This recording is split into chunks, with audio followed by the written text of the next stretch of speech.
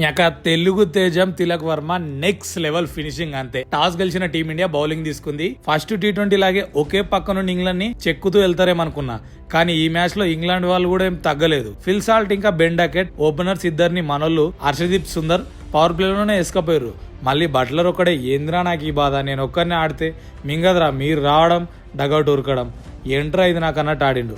Brooke Livingstone మళ్ళీ fail.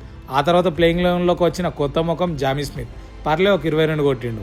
ఆ తర్వాత అందరూ జై బోలో తెలంగాణ, ఒక్కరు కూడా ఆగింది లేదు. ఒక SRH బ్లడ్ బ్రైడెన్ కార్స్ తప్ప 17 balls 31 runs. దానివల్ల అట్లీస్ట్ డీసెంట్ టోటల్ అయినా వచ్చింది. మన బౌలర్స్ ముచ్చట చూసుకుంటే అక్షర్ పటేల్ ఇంకా చక్రాన్నకి 2 వికెట్లు దొరికినాయి. మిగతా వాళ్ళందరికీ 1 వికెట్ దొరికింది.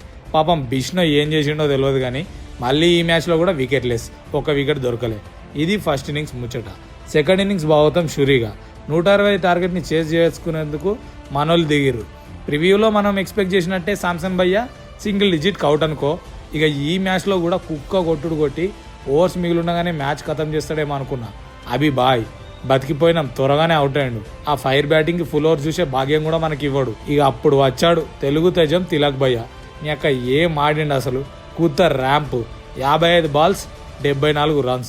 ఒక పక్కేమో అందరూ డగౌట్ అంటే మాకు ప్రాణం, క్రీజ్లోకి వస్తాం వెంటనే డగౌట్కి వెళ్ళిపోతాం అన్నట్టు ఆడుతున్నారు. మనోడు తిలక్ వర్మ మాత్రం అడ్డంగా నిలబడి అరాచకం చేసిండు అనుకో. ఆ తర్వాత అంతా సింగిల్ డిజిట్స్ అంటే మాకు ఇష్టం అన్నట్టు మనోళ్ళు.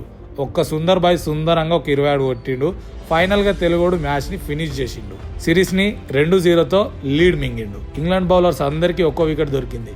ఇక SRH బ్లడ్ బ్రైడెన్ కార్స్ కి 3 వికెట్లు దొరికినాయి. వా అన్న వా. ఇది సెకండ్ ఇన్నింగ్స్ ముచ్చట. వీడియో నచ్చితే పక్కా లైక్ చేయండి, నాకు సపోర్ట్లో ఉంటుంది.